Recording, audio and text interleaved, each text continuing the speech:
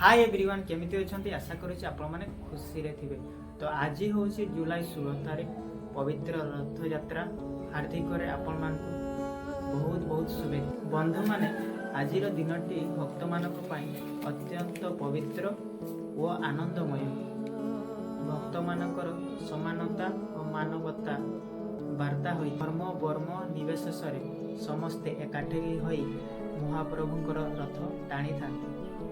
ଏହା ଆମକୁ एकता शिक्षा होता है। चारिआडे शुणवाक मिल जय जगन्नाथ ध्वनि भक्त मानक मुहरे खुशीर दृश्य आनंदरे रही था। आस आम श्री जगन्नाथ महाप्रभु निकट प्रार्थना करवा।